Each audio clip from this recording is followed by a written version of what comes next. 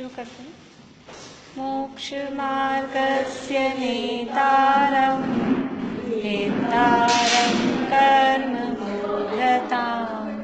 ज्ञातारं विश्वतत्त्वानां वन्दे तद्गुणलब्धये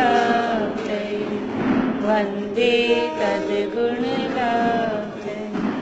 मोक्षमार्ग के नेता एवं कर्म पर्वतों के भेदक और विश्व के सब तत्वों के ज्ञायक चेतन संवेदक सद्गुण आप समान प्राप्त हो यही भावना भाकर दे विनय पूर्वक करूं वंदना बारंबार जिनेश्वर देव बारंबार जिनेश्वर देव।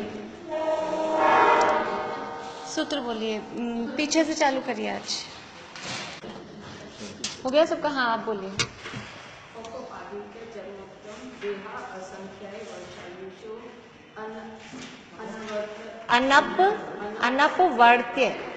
अनपवर्त्य आयुष।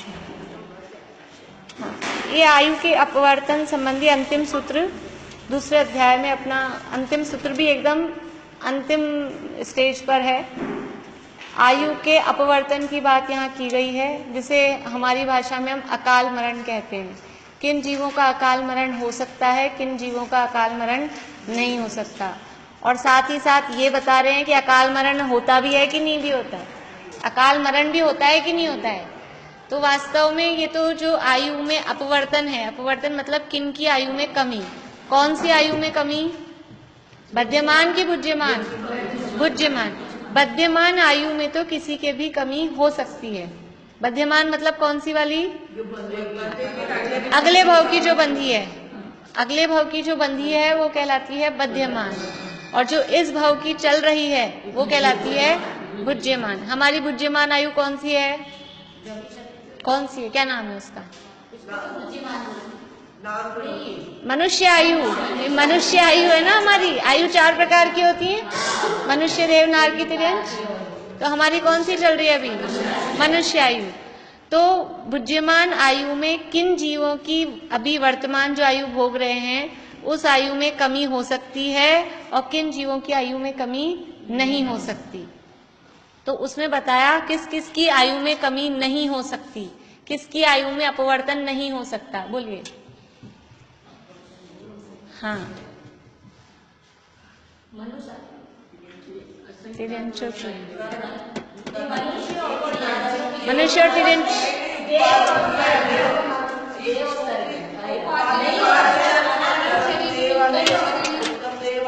बढ़िया, काफी लोगों को ध्यान में, 1-2 लोग हैं जिनको ध्यान में नहीं है।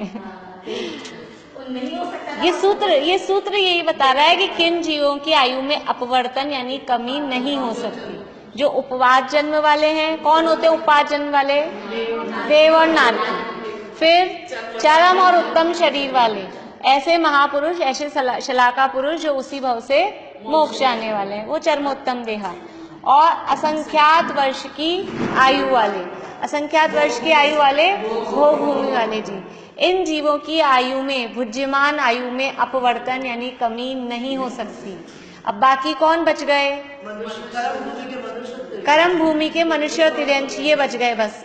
बाकी संसारी जीव पूरे आ गए इनमें सब। देवनार के अलग हो गए, भोग भूमि के जीव अलग निकल गए, और कर्म भूमि के मनुष्यों में भी महापुरुष जो चरम उत्तम देह वाले हैं वो अलग निकल गए। तो कर्म भूमि के सामान्य मनुष्य और तिर्यंच, उनकी बुद्धिमान आयु में अपवर्तन संभव है, जिसे कि हम अकाल मरण कहते हैं। अब बात तो वो अपवर्तन तो समझा दिया किस तरह से होता है। आयु कर्म के निषेध खिर जाते हैं, उदाहरण दिया था कल।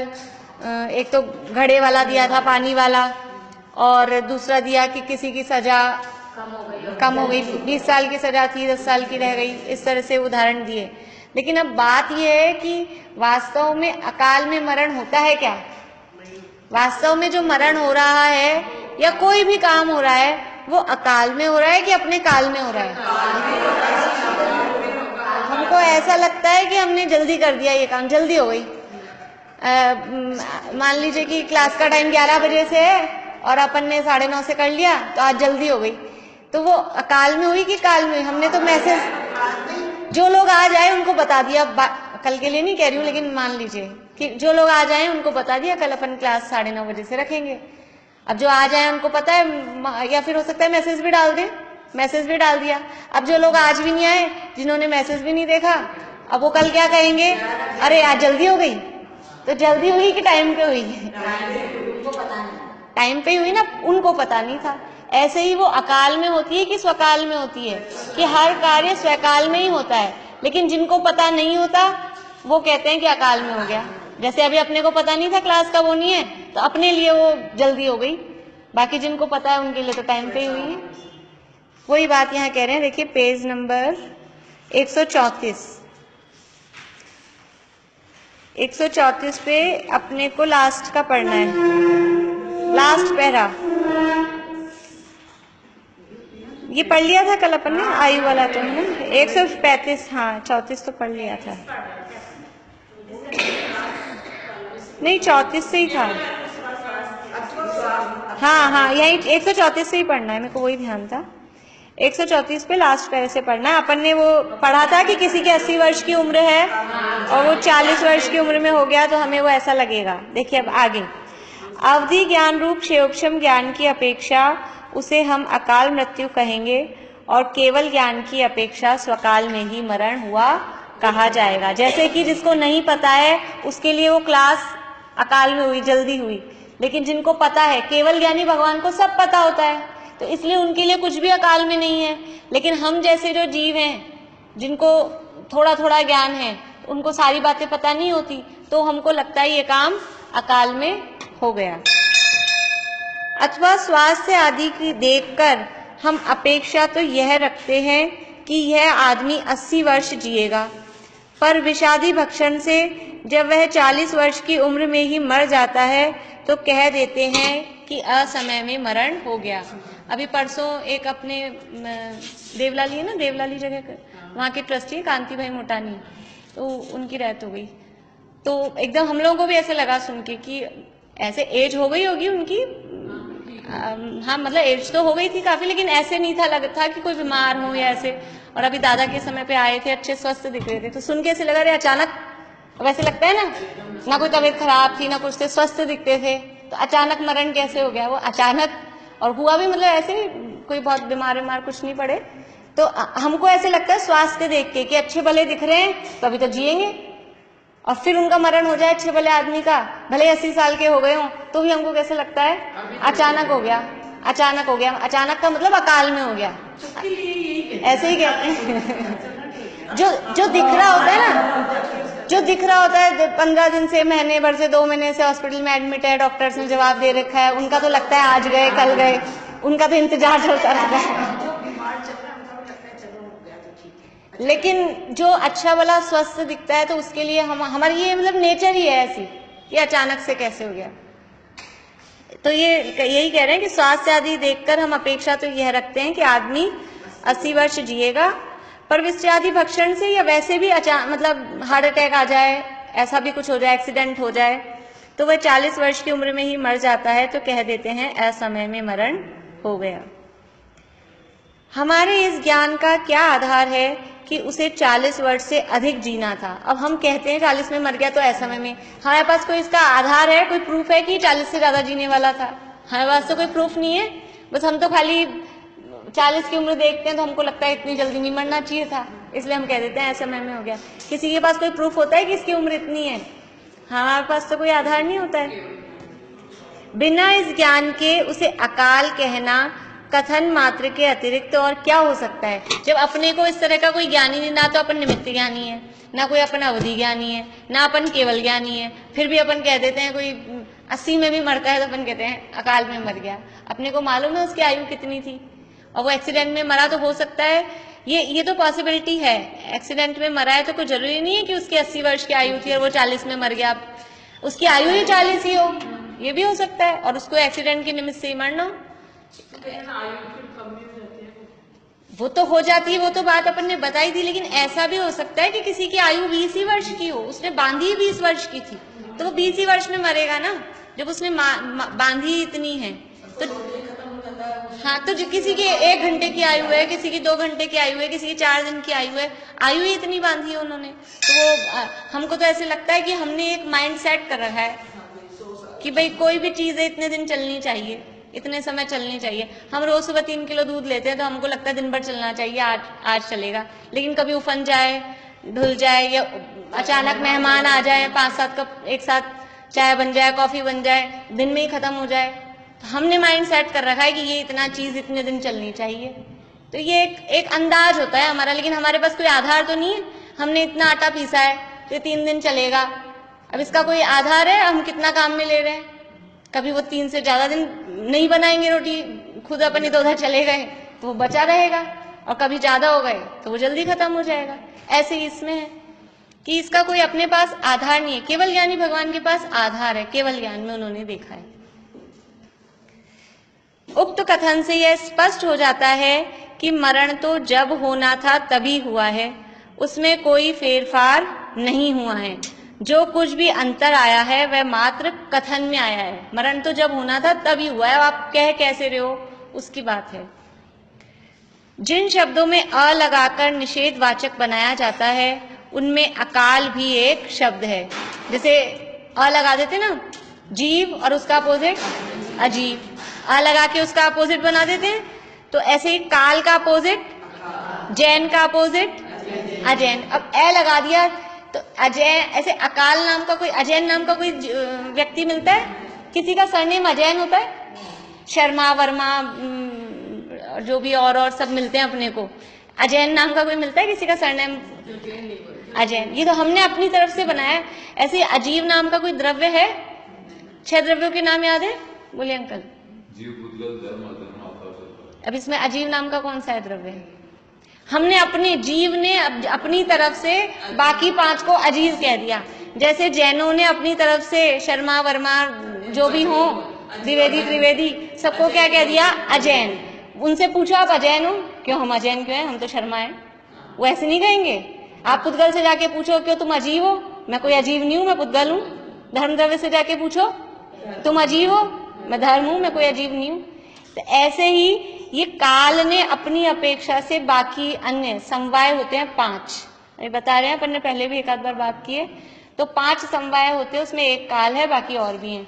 तो काल ने अपने को तो रखा काल, और अपने अलावा जो बाकी के 4 समवाय थे उनको क्या कह दिया? अकाल।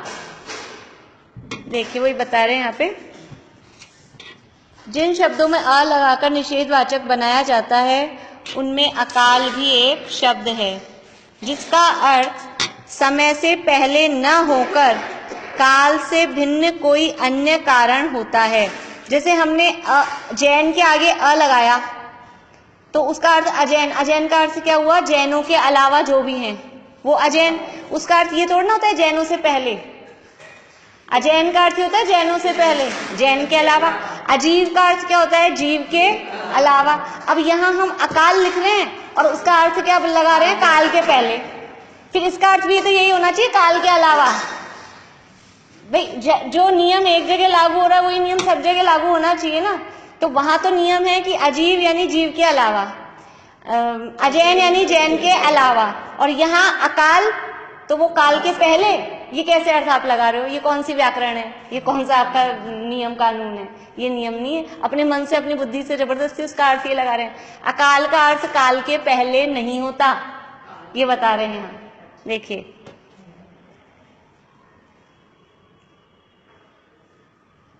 क्योंकि इस जिसका अर्थ समय से पहले न होकर काल से भिन्न कोई अन्य कारण होता है। देखिए फिर से ऊपर से पढ़ते हैं, जिन शब्दों में ए लगाकर निषेधवाचक बनाया जाता है उनमें अकाल भी एक शब्द है, जिसका अर्थ समय से पहले न होकर काल से भिन्न यानी काल के अलावा कोई अन्य कारण होता है। क्योंकि इस प्रकरण में काल शब्द का प्रयोग एक कारण के अर्थ में हुआ है।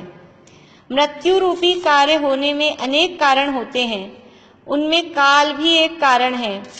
कथन में अनेक कारण तो एक साथ आ नहीं सकते, अतः किसी एक कारण को मुख्य करके कथन होता है। जब भी कोई भी कार्य होता है, यहाँ तो मृत्यु रूपी कार्य की बात चल रही है, कोई भी काम होता है XYZ, तो उस कार्य के होने में अनेक कारण होते हैं। एक कार्य के होने में अनेक कारण होते हैं। एक कारण, रोटी बनाई, रोटी बनाने में किससे बनती रोटी? आटे से। आटा तो है उपादान। अब उसके अलावा ये अनेक कारण जो कह रहे हैं, ये निमित्त कारण समझ लीजिए आप। आटे से बनती है, ठीक है, आटा रखा है, बन जाए रोटी। चकला बेलन चाहिए, तो बस चकला बेलन चाहिए ना, गैस भी चाहिए, तवा भी चाहिए, पानी भी चाहिए, और गैस तो है, खाली है लेकिन सिलेंडर गैस है, सिलेंडर है, लाइटर नहीं है, माचिस नहीं है, फिर क्या करेंगे? एक कार्य होने में अनेक कारण चाहिए। उपादान तो चाहिए ही, और निमित्त भी चाहिए, और निमित्त भी बहुत सारे चाहिए।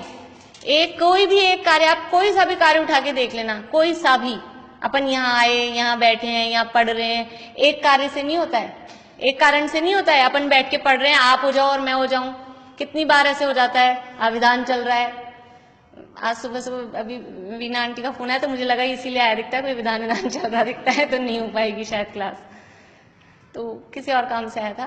तो वो बहुत सारे कारण चाहिए ना। कभी अभी बीच में एक आध बार गर्मी थी, लाइट नहीं आ रही थी, वो तो अपन बैठ गए। कभी अंधेरा हो, रात के समय क्लास हो, हमारी शाम को क्लास होती है, अब एक दिन हमारे वहां रूम की लाइट ही खराब हो गई, तो फिर कैसे होएगी?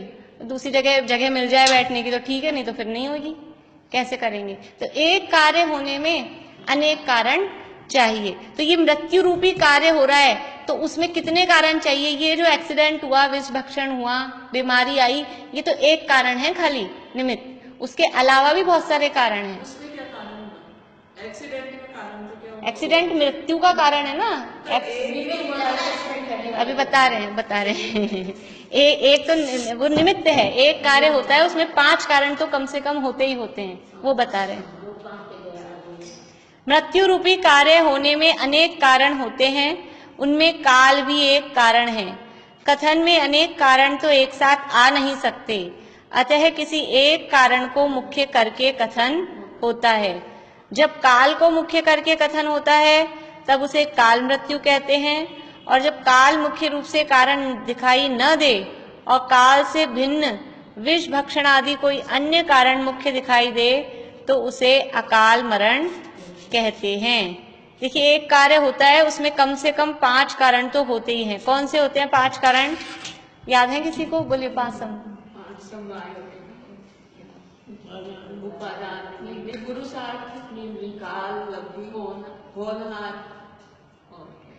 पहला है स्वभाव, वो उपादान जो आप बोल रहे हैं, स्वभाव, पुरुषार्थ, होनहार, काललब्धि और निमित्त। स्वभाव, पुरुषार्थ, होनहार, काललब्धि और निमित्त, ये 5 कारण होंगे ही होंगे। चाहे रोटी बनानी हो, चाहे पानी भरना हो, चाहे मरना हो, जीना हो। स्वभाव, पुरुषार्थ, होनहार, काललब्धि और निमित्त, इनको बोलते हैं 5 समवाय। समवाय तो किसी भी कार्य के 5 कारण कह सकते हैं इनको। स्वभाव, पुरुषार्थ, होनहार, काललब्धि, 5 समवाय। हाँ, समवाय, समवाय। निमित्त, हाँ पहले भी कई बार पढ़ाया हुआ है। कोई भी कार्य होगा, ये 5 कारण, इनको 5 समवाय, मतलब इन 5 का मिलना होगा तभी वो कार्य होगा। कोई भी कार्य हो, स्वभाव भी हो, फिर उस योग्य पुरुषार्थ हो, फिर उसकी काललब्धि आ गई हो, टाइम आ गया हो। देखो बहुत बार ऐसे होता है, अपन कोई बीमारी से परेशान है, बीमारी से परेशान है, इस डॉक्टर को दिखा लिया, उस डॉक्टर को दिखा लिया, और ये उपाय कर लिया, वो उपाय कर लिया, होम्योपैथिक भी, एलोपैथिक भी, आयुर्वेदिक भी, और फर्क नहीं पड़ता है, असर नहीं होता। फिर क्या बोलते हैं, अभी ठीक होने का जोग ही नहीं है, काल ही नहीं है। और फिर कभी कभी होता है ठीक होने का काल आता है, और जरा सी कोई घर की इतनी सी कोई बताता है और वो ऐसी ठीक होती है, बस फिर जिंदगी भर ही नहीं होती वो। हाँ, जरा से कोई मतलब छोटे मोटा तो ऐसा ही करके।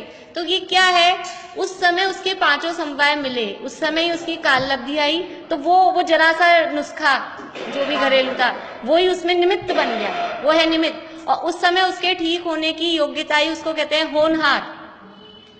जो कार्य हुआ वही तो होनहार। भाई जब काम हुआ, अपन बोलते हैं ये चीजें अपन यूज लेते हैं, अभी होनहार ही नहीं है हमारी, तो कहते हैं कि नहीं कहते। मतलब स्वभाव मतलब जो काम हो रहा है उस चीज में उस काम को होने का नेचर हो, स्वभाव हो, वो कहलाता है स्वभाव।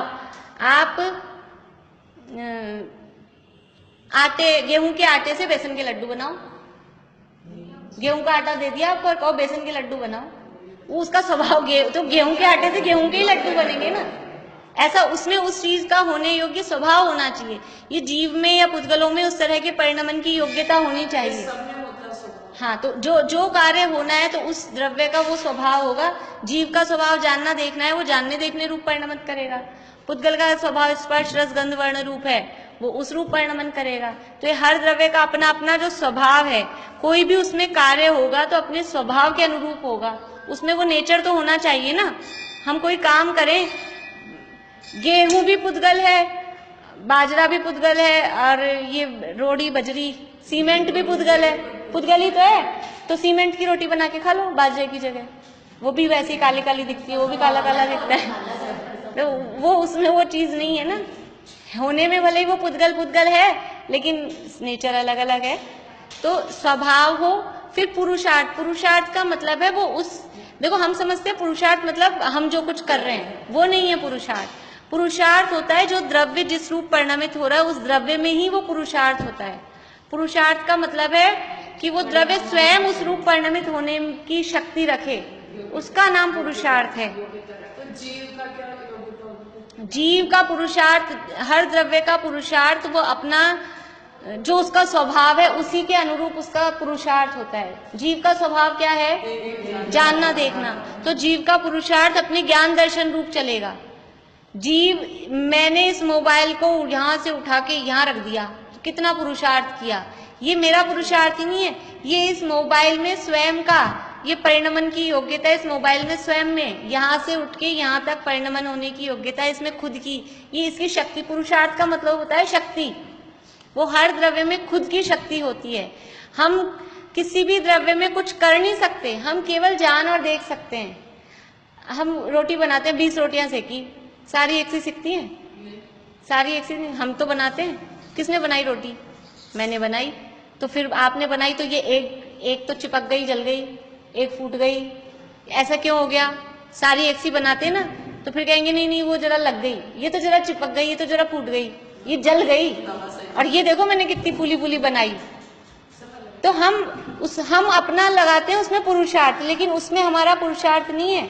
हमारा पुरुषार्थ तो हमारे में ही है। हमने जली हुई को भी जाना, फूली हुई को भी जाना, और वो उसमें उस रूप परिणमित होने का पुरुषार्थ उसका स्वयं का था। पुरुषार्थ का मतलब है हर द्रव्य का अपना अपना वीर्य गुण का परिणमन, वो कहलाता है पुरुषार्थ। मतलब शक्ति, ताकत, शक्ति यानी वीर्य। प्रत्येक द्रव्य में, 6 द्रव्यों में अपना अपना वीर्य है। तो एक कार्य होता है तो ये सारे कारण उसमें होते हैं, उनका स्वभाव होता है, उसका पुरुषार्थ होता है, और होनहार मतलब जो काम हुआ वो काम ही होनहार कहलाता है। जो हो गया वो दिखता है ना अपने को, जो काम हुआ जो काम हुआ उसी को होनहार कहते हैं। अब हम कितने ऐसे विकल्प करते हैं, ऐसे नहीं ऐसा होना चाहिए था, ऐसे नहीं ऐसा होना चाहिए था। अभी हो गया, सामने दिख रहा है, मुझे ऐसे नहीं करना चाहिए था, मैं ऐसे कर देती तो ऐसे हो जाता, अपन ऐसे कर लेते तो अपन थोड़ा देर पहले पहुंच जाते, तो अपन ऐसा कर लेते, अपन थोड़ी देर बाद जाते, वो थोड़ी देर जल्दी आ जाते। कैसे आ जाते? दिख रहा है ना, हो चुका है। कल की बातों में अपन विकल्प करते थे, कल ऐसा हुआ था, कल ऐसे कर लेना चाहिए था, लेकिन वो तो हो गया था ना। ये जो काम हो गया वो है होनहार। स्वभाव, पुरुषार्थ, होनहार। तो जो काम हुआ वो कहलाता है होनहार, और जिस समय कार्य हुआ वो समय कहलाता है काललब्धि। इसमें हमारा क्या, हमारे हाथ में क्या है? जो काम होना है वो होनहार है, और जिस समय होना है वो काललब्धि है। जिस समय होना है तभी होगा। कुछ भी कर लो आप, कितना ही अपन कोशिश कर लें, लेकिन जो काम जिस समय होना होता है ना, वो काम उसी समय होता है। पहले अपन कितनी कोशिश कर लें, लेकिन जब टाइम नहीं होगा, ये अपन देखते हैं अपनी डेली लाइफ में कि जब होना होता है तभी होता है। अपन किसी दिन सुबह से जल्दी करोगे, आज अपन जल्दी करेंगे सारे काम, और फिर भी वो देर होनी होती है तो देर होती ही है। तो जो काम होने का जो समय आया वो कहलाती है काल लब्धि। अब कौन सा बचा? निमित्त। ये देखो चार तो हैं इसमें, स्वभाव और पुरुषार्थ, ये तो है अपना। होनहार और काल लब्धि ये है, ये वास्तव में ये तो जो काम हुआ वो होनहार है, और जो टाइम है वो काल लब्धि, इसमें तो किसी का कुछ मैटर ही नहीं है। और स्वभाव अपना है, पुरुषार्थ अपना है, दो अपने हैं। और निमित्त हमेशा परद्रव्य होता है, बाहरी के द्रव्य होते हैं। किसी भी काम में निमित्त का मतलब है, निमित्त यानी बाहर का व्यक्ति, बाहर का द्रव्य। तो जब भी कोई काम होगा हमारे पास स्वभाव है, पुरुषार्थ है, होनहार, काल लब्धि, ये है। अभी अपन कह रहे हैं वास्तव में वो पांचों ही होते हैं, तभी होते हैं, एक भी नहीं है तो होता ही नहीं है कोई सा भी। तो निमित्त भी उस समय होगा ही होगा। देखिए शेर का उदाहरण लेते हैं अपन। शेर कौन सा वाला? महावीर भगवान का जीव, शेर, ध्यान है सबको। वो उसको सम्यक दर्शन होने का टाइम आया, समझ लो। अब अपन टाइम की उससे देख रहे हैं कि अभी उसको सम्यक दर्शन हो, जिस समय वो शेर फाड़ के खा रहा है, कहानी सबको पता है। हाँ, वो शेर फाड़ के खा रहा है, अभी तो इतनी हिंसा कर रहा है, इतने क्रूर परिणाम हो रहे हैं, लेकिन अब उसका स्वभाव है सम्यक दर्शन प्राप्त कर सकता है, जीव है, उसमें श्रद्धा नाम का गुण है, तो उसकी श्रद्धा अभी जो मिथ्या हो रही है वो सम्यक हो सकती है, तो उसका स्वभाव है। अभी वो पुरुषार्थ क्या करेगा, अभी देखते हैं। फिर होनहार कि उसको सम्यक दर्शन अभी होने वाला है, ये उसकी होनहार, और सम्यक दर्शन होने का काल आ गया, ये उसकी काल लब्धि। तो अब निमित्त कहाँ से लाए? वो जंगल में वो तो हिरण फाड़ के खा रहा है, निमित्त तो चाहिए कोई ना कोई, कहाँ से आएंगे निमित्त? निमित्त आकाश से उतर के आ गए। निमित्त भी अगर उसका होनहार काल लब्धि आ गई है, उसके स्वभाव में ऐसी योग्यता जग गई है, और अब वो स्वभाव में योग्यता जग गई, निमित्त होनहार आ गई, निमित्त आ गए, तो अब उसका पुरुषार्थ क्या हुआ कि उसने अपने आत्मा में उपयोग लगाया उनका उपदेश सुन के, और उसको सम्यक दर्शन प्रकट हो गया। तो जब कोई कार्य होता है तो पांचों समवाय पूर्वक ही होता है। तो कोई कहे हम फेल हो गए कोई पढ़ाई एग्जाम में, तो फेल हो गए, इसमें क्या पुरुषार्थ हुआ? इसमें क्या निमित्त हुआ कि वो जो उसका पुरुषार्थ चल रहा है ना, कि वो पढ़ाई नहीं कर रहा, मन लगा के नहीं पढ़ रहा, ये उसका पुरुषार्थ फेल होने की तरफ जा रहा है।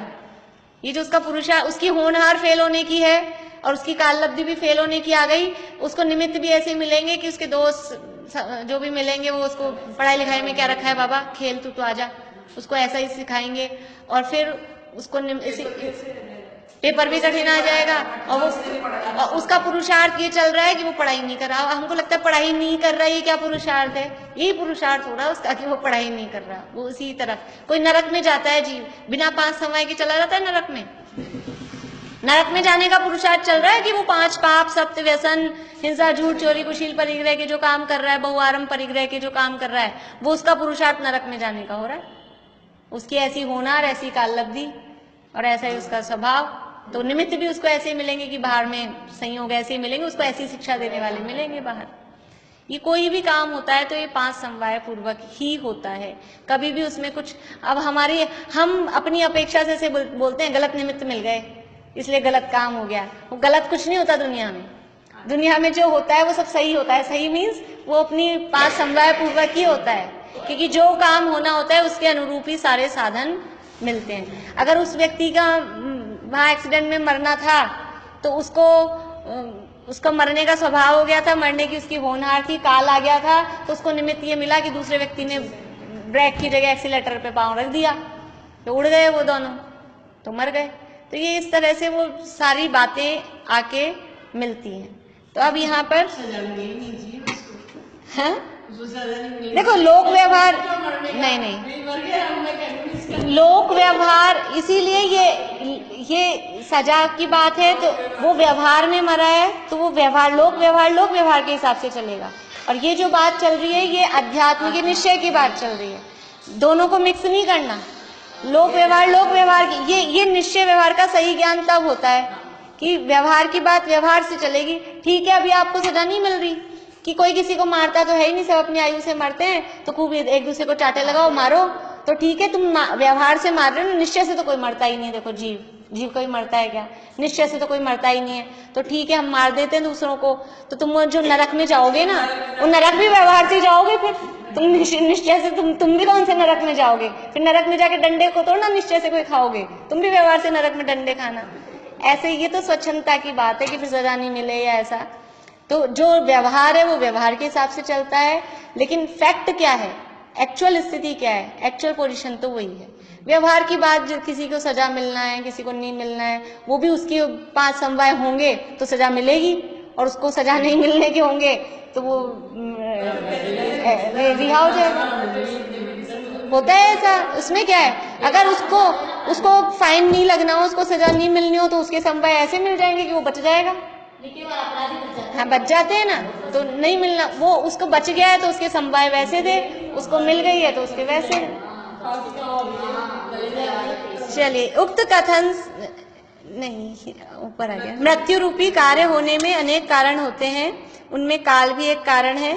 कथन में अनेक कारण तो एक साथ आ नहीं सकते, अतः किसी एक कारण को मुख्य करके कथन होता है। जब काल को मुख्य करके कथन होता है तब उसे काल मृत्यु कहते हैं। हमारे माइंड में है कि 90 साल जीना चाहिए और 90 साल में मरण हुआ, तो ठीक है, टाइम आ गया था तो हम कहते हैं मृत्यु हो गई।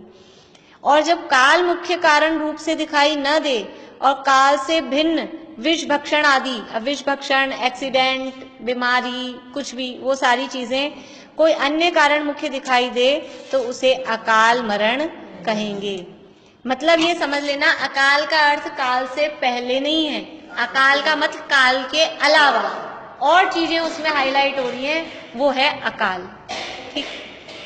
अकाल मृत्यु की परिभाषा में भी कहा गया है कि विष भक्षण आदि के द्वारा होने वाली मृत्यु को अकाल मृत्यु कहते हैं।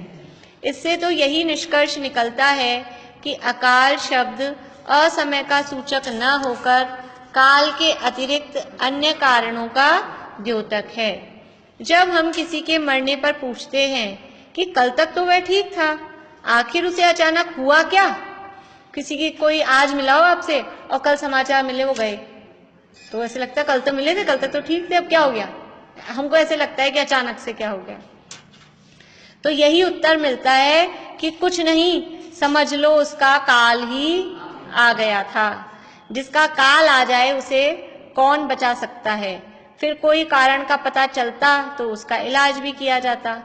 तथा यदि कोई विष भक्षण, एक्सीडेंट आदि अन्य कारण दिखाई देता है तो कोई यह नहीं कहता कि उनका काल ही आ गया था, अपितु यह कहा जाता है कि घर से तो अच्छे चले थे पर एक्सीडेंट हो गया या किसी ने जहर दे दिया।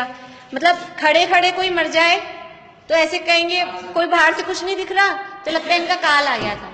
60 साल का हो, 50 साल का आदमी खड़े खड़े चला जाए तो लगता है काल ही आ गया था, कुछ दिख ही नहीं रहा बाहर से। लेकिन कोई एक्सीडेंट से मर जाए, कोई ने जहर दे दिया, कोई बीमारी लग गई, ऐसा कुछ हो जाए तो फिर उस पर दोष देते हैं, उसने मार दिया, उसने गाड़ी से धक्का दे दिया, उसने जहर दे दिया, उसने ये कर दिया, तब दूसरे कारण पर आरोप आता है। और जो कुछ हुआ होता है वह कारण बताया जाता है। साथ में यह भी कहा जाता है कि भाई वे तो बेचारे अकाल मौत के शिकार हो गए। इस प्रकार अकाल मृत्यु असमय की सूचक न होकर काल के अतिरिक्त मुख्य रूप से अन्य कारणों से होने वाली मृत्यु की सूचक है। इस प्रकार यह सुनिश्चित होता है कि उक्त सूत्र में मुख्य रूप से आयु कर्म की स्थिति के अपकर्षण की चर्चा है। अकाल मृत्यु की बात तो उक्त कथन के आधार पर मनीषियों द्वारा निकाला गया निष्कर्ष है, जो एक प्रकार से सापेक्ष कथन है, वस्तु स्थिति का वास्तविक निष्कर्ष नहीं है। यहाँ तो इस सूत्र में तो आयु कर्म के अपकर्षण अपवर्तन को यहाँ एक ही अर्थ में ले रहे हैं, मतलब आयु कर्म में कमी किनके हो सकती है, किनके नहीं हो सकती, वो बताया जा रहा है। और उस सूत्र का भाव निकालते हुए ऐसे कहा, वो अपवर्तन को यहाँ अकाल मरण कहा गया है लोगों के द्वारा। वास्तव में मरण कभी भी अकाल में होता नहीं है। वास्तविक स्थिति तो यह है कि जीवों के जीवन मरण और सुख दुख जिस रूप में केवल ज्ञानी के ज्ञान में आए हैं उसी रूप में स्वयं समय में ही होते हैं। उन्हें इंद्र या जिनेंद्र कोई भी बदलने में समर्थ। हम मरण को तो अकाल कहते हैं, जन्म नहीं होता फिर अकाल में हम बोलते हैं पहले हो गया, जल्दी हो गया, ये वो अकाल में नहीं है, वो अकाल में कुछ नहीं है। वो जब होने वाला था ना किसी को 7वें महीने में होना था, किसी को 15 दिन जल्दी होना था, किसी को 20 दिन जल्दी होना था, वो उसका वही होने का काल था। लेकिन हमको क्योंकि ऐसे लगता है ये तब होना चाहिए था, तो फिर हम क्या कहते हैं, जल्दी हो गया। कोई भी काम ऐसे होता है तो वास्तव में से तो दुनिया भर के सब कामों में ऐसे ही लगाओ आपके अकाल अकाल अकाल, तो वास्तव में ये अकाल में कुछ नहीं होता। ये जो कुछ भी हो रहा है वो सब स्वय समय में स्वकाल में ही होता है। तो जीवों के जीवन मरण सुख दुख जिस रूप में केवल ज्ञानी के ज्ञान में आए हैं उसी रूप में स्वय समय में ही होते हैं। उन्हें इंद्र या जिनेंद्र कोई भी बदलने में समर्थ नहीं है। हम सोचें किसी काम को जल्दी कर दें, किसी काम को देर से कर दें, कोई दुखी है उसको बदल दें, सुखी कर दें, कोई सुखी है उसको दुखी कर दें, तो हमारी क्या ताकत है? उसे जो रागियों में, संसारियों में जो सबसे ताकतवर है, कौन होता है ताकतवर संसारी जीवों में? इंद्र। स्वर्ग के इंद्र की कितनी ताकत है? पूरे जम्बूद्वीप को, सौधर्म इंद्र की इतनी ताकत है, जम्बूद्वीप को उठा के ऐसे उल्टा कर दे। इतना बड़ा जम्बूद्वीप, उसको उठा के ताकत बता रहे हैं, करता नहीं है, इतनी उसकी ताकत है। हाँ, तो इतनी ताकत होने पर भी वो किसी के एक परिणमन को बदल नहीं सकता। वो चाहे किसी को सुखी से दुखी कर दे, दुखी से सुखी कर दे, जिसके खुद के उदय ऐसे नहीं हो, वो नहीं कर सकता। वो एक समय पहले महावीर भगवान की दिव्य ध्वनि 66 दिन तक नहीं खिड़नी थी, तो वो 65वें दिन नहीं खिला सका। इतनी ताकत थी ना, वो कर लेता कुछ, लेकिन कोई कुछ नहीं कर सकता। और रागियों में तो वो इंद्र श्रेष्ठ है, और वीतरागियों में जिनेंद्र भगवान। ना रागी कर सकते हैं ना वीतरागी कर सकते हैं, जिनेंद्र भगवान भी किसी का कुछ बदल नहीं सकते। ऋषभदेव भगवान थे, आदिनाथ भगवान, उनका पोता था मारीची, और वो भ्रष्ट हो गया समझ लो, गलत गलत मान्यताएं चला रहा, बदल देते। वो पोता ही तो था अपना, समझा लेते। हमको लगता है हमारे बच्चे नहीं समझ रहे, हमारे बच्चे नहीं मान रहे, तो भगवान तीर्थंकर परमात्मा कौन किसको समझा सकता है? कोई किसी को नहीं बदल सकता। कभी अपने को दूसरों को लगता है ये इतने समझदार है, इनका बच्चा ऐसा, या फिर बच्चे इतने समझदार है, माँ बाप ऐसे हैं। कौन किसको बदल सकता है? कोई किसी को नहीं बदल सकता। ये वस्तु स्थिति है। जब जिनेंद्र भगवान परमात्मा भी खुद किसी को नहीं बदल पाए, तो फिर हम लोगों की तो कोई वो ही नहीं है। और मतलब कोई भी वास्तव में किसी को बदल, देखो मारीची का जीव वही महावीर भगवान का जीव, उसने वो मिथ्या मत चला दी 363 उस समय। फिर क्या हुआ? बाद में वो खुद ही तीर्थंकर बन गया, वही जीव। तो उसने वो जो उस समय 363 मिथ्या मत चलाए थे, अब तो आप तीर्थंकर बन गए, अब रोक देते उनको कि मैंने ये चलाए थे उस समय अज्ञान अवस्था में, गलत है सब, अब बंद करो इनको। कर पाया क्या? वो नहीं बंद होते, वो चल गए ना एक बार, वो उसने चलाए थे और वो खुद तीर्थंकर बन गया, खुद समझ गया ये गलत है, खुद ने अपनी मान्यता सुधार ली। लेकिन अब दूसरे जीवों जो बिगड़ गए हैं उनको सुधारना किसी के हाथ में नहीं है, वो कर नहीं सकता। तो कोई इंद्र या जिनेंद्र कोई भी बदलने में समर्थ नहीं है। तो कोई हम ये सोचे इसने मार दिया, इसने बचा लिया, इसने ऐसा कर दिया, वास्तव में कोई किसी का कुछ करता नहीं है, जिसका परिणमन जैसी योग्यता है। व्यवहार में कहा जाता है, लेकिन देखो बोलने में बोला जाए, लेकिन अगर हम वही चीज मानते हैं तो बहुत आकुलता होती है। ये खोपड़ा ऐसे घूमता रहता है, उसने मार दिया, उसने, इसको सजा होनी चाहिए, कितने आकुलता। और ये एक अपने को समझ में आए कि जिसका परिणमन जैसा होना है ये ऐसा ही होना है। अब व्यवहार में उसको सजा मिलनी होगी, वो मान लो ये तो चलो मरने वाली बात है, कोई अपनी नुकसान कर जाए तब कंपनसेशन मिलना होगा, नहीं मिलना होगा, हाँ, तो उसमें जो थोड़ी शांति रह सकती है। नहीं तो आप आकुलता में मरे जाओ, वो तो फिर भी मिलना होगा तभी मिलेगा, नहीं मिलना होगा तो नहीं मिलेगा। लेकिन अभी जो टाइम जितना निकालना है वो इसी वस्तु स्थिति के आधार पर ही शांति रह सकती है। कोशिश तो चलेगी, देखो जितने हमारे राग है उतनी कोशिश तो ना छोड़ते हैं अपन, कोशिश तो करते ही हैं, लेकिन उस कोशिश में भी एक अंदर से आकुलता और एक शांति रख के कोई काम हो जाए, वो उसका फर्क पड़ता है। ये वस्तु स्थिति पता लगे हमें कि जो होना है वो होनार के हिसाब से हुआ है, अब हमें मिलना होगा, उसको सजा मिलनी होगी, या हमको मान लो कंपनसेशन मिलना होगा, तो ये वो भी योग्यता के आधार पे होगा। अब हम मतलब कभी कभी नहीं ऐसा हो जाता किसी को, फिर अहम, मैं तो करके छोड़ूंगा, मैं लेके छोड़ूंगा, फिर कितनी ताकत होती है, कितना मिल पाएगा? लड़ाई झगड़ा और जीवन खराब के अलावा और कषायों के अलावा क्या हो सकता है? तो उससे जीवन में शांति मिलती है। इस प्रकार जीव के असाधारण भावों, जीव के लक्षण, भेद प्रभेद, इंद्रियां, इंद्रियों के विषय, जन्म, योनि, शरीर आदि का स्वरूप बताने वाला दूसरा अध्याय समाप्त होता है। इस तरह ये दूसरा अध्याय अपना यहाँ पे संपन्न हुआ है।